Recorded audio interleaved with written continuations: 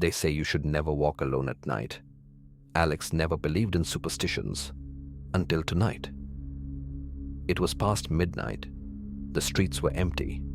The only sounds were his footsteps echoing against the pavement.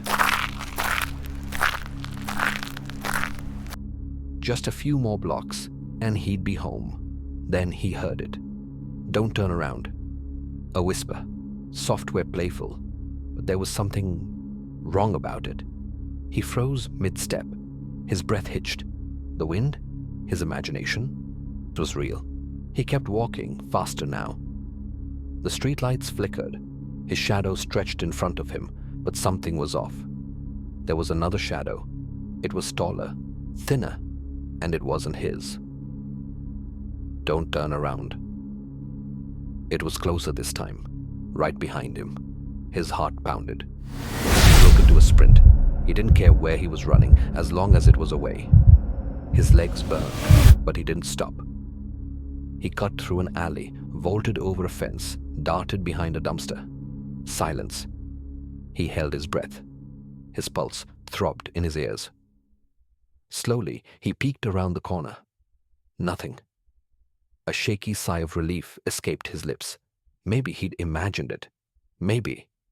A hand grabbed his shoulder. He spun around. It was there, too tall, too thin, grinning from ear to ear, hollow black eyes that sucked in the light, its head tilted, cracking as it moved. Alex stumbled back. "What? What do you want?" His voice barely came out. The thing took a slow step forward. "You don't remember me, do you?" Alex's stomach dropped. The past. The thing he never talked about. The thing he buried. No, that was years ago. Years mean nothing to the dead. A wave of cold crashed over him. He tried to run, but his legs wouldn't move. "You thought you got away with it." His breath came in short, panicked gasps. "I was just a kid. I didn't mean to." "But you did." Alex's mind screamed for him to run, but the thing was inches from his face now, its grin wider, its breath like ice. He begged you to stop. Alex squeezed his eyes shut. I was scared.